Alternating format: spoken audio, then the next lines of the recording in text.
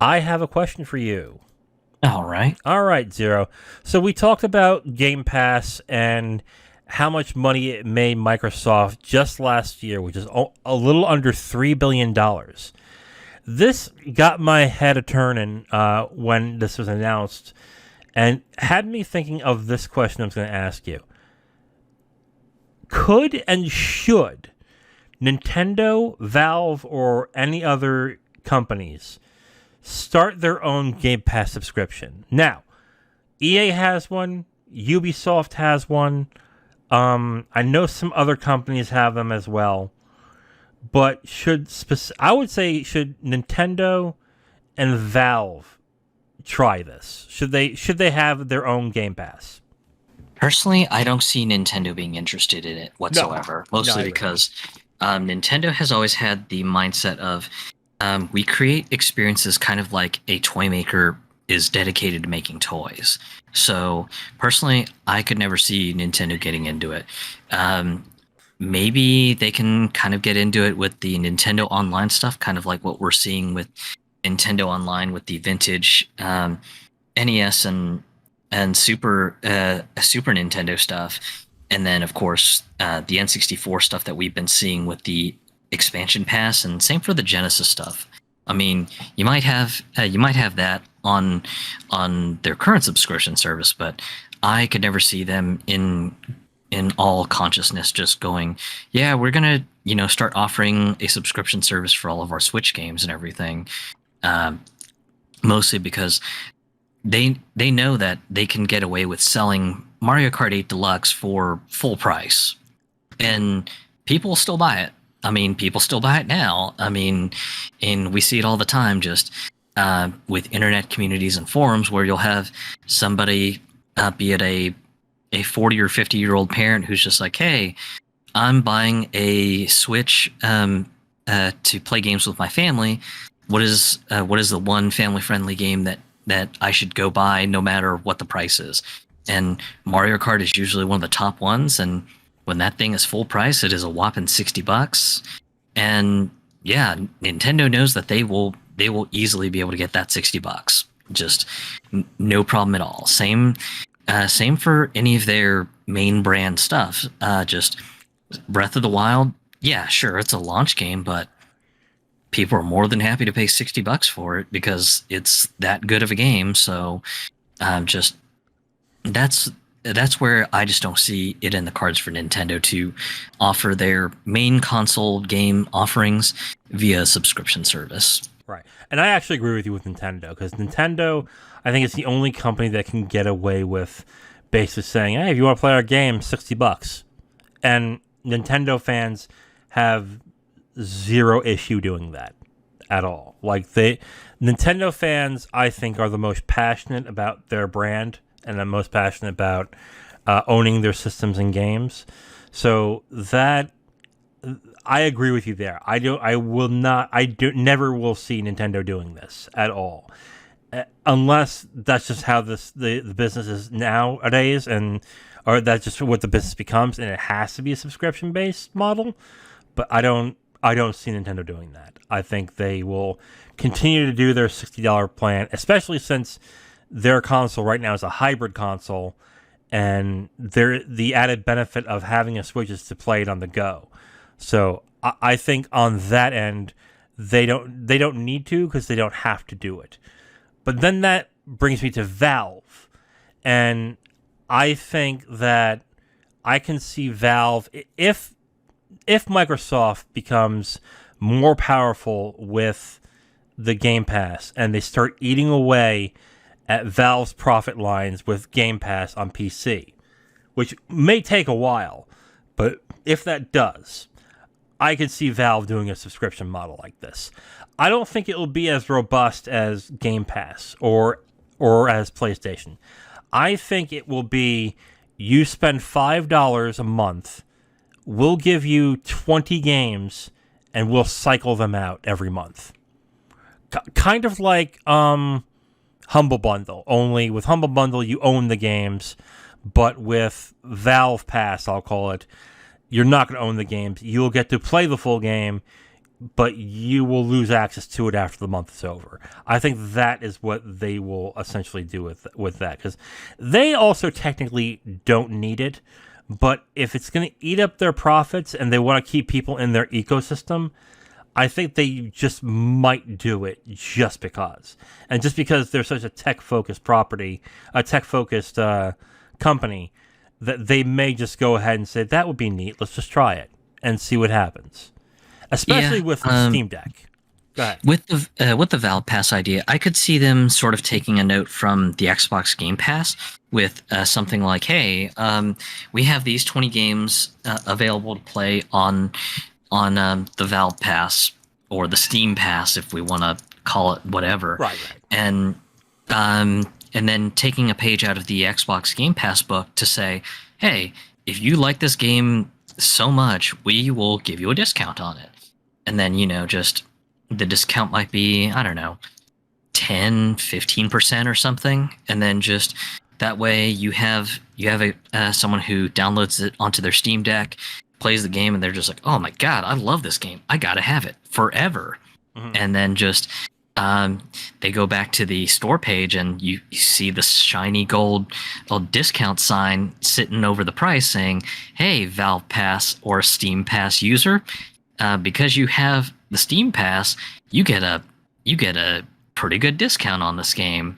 Here's an extra 10% off the top just to tempt you to say, fuck this, I want this forever, I'm going to go buy it. Yeah, I mean, and that would be an interesting thing for Valve and Steam to do. The question is really at this time, does Steam need to do it? And I think right now the answer is no.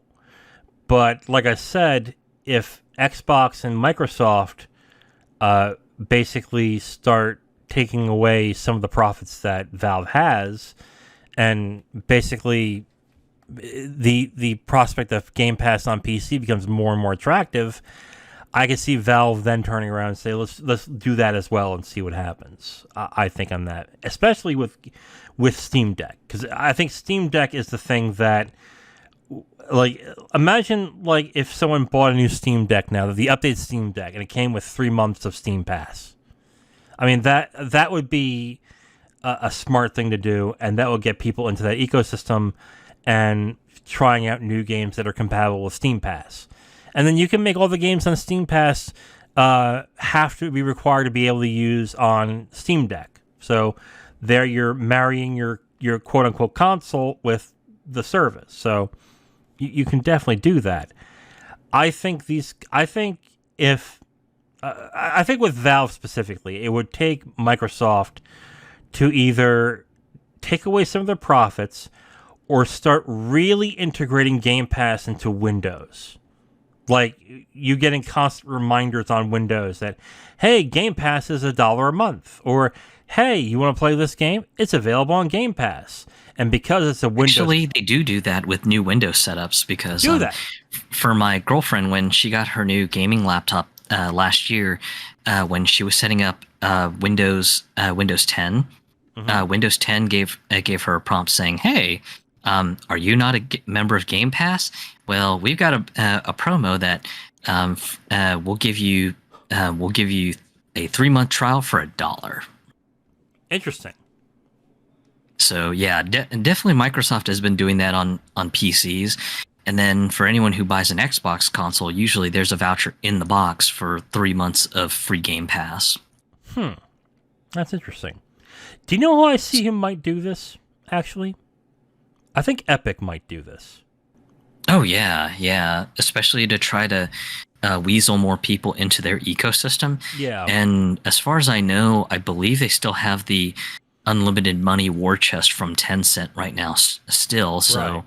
Yeah, I personally could see them trying to basically tell Tencent, hey, we need to borrow a little bit more money from the war chest. Can you, do this incentive so, we can start getting more people to go on Epic a little more often?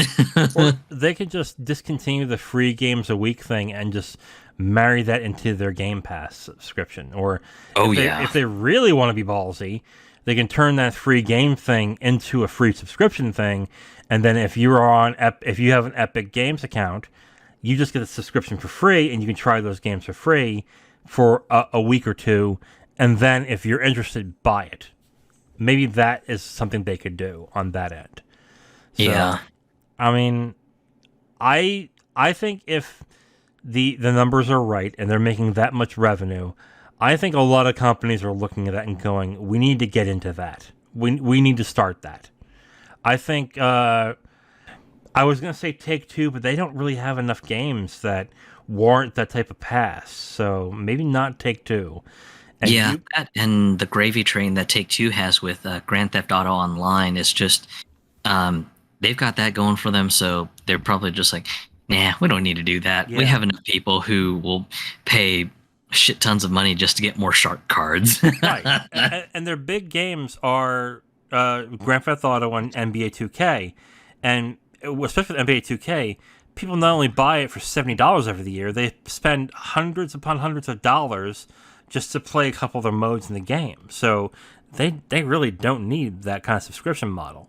So I wouldn't be surprised if more of these these console or these companies decide to get in on the Game Pass thing. Or hell, what if Valve decides, hey, you know what? If you have Game Pass, you can download them on Steam through your Game Pass, and they just terminate, and Microsoft just terminates the Xbox client.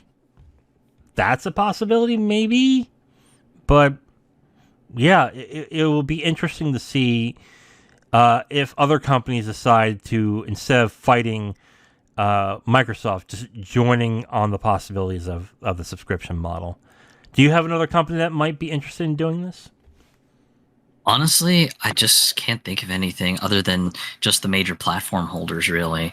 And honestly, just I think the one that I'm probably dead sure on that you could probably put a bet on this and take it to Vegas and make a guaranteed return is probably Nintendo just not jumping in on this, mostly because just I hate to borrow this terrible Craigslist quote, but they know what they got.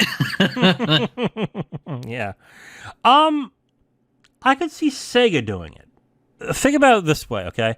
What if Sega had a subscription service where you can have all their back catalog games as ROMs, as Sega Genesis games, Saturn games, Dreamcast games, and then you have access to all of their newer titles, the Yakuza series, the new Sonic games, God forbid if you really want to play them.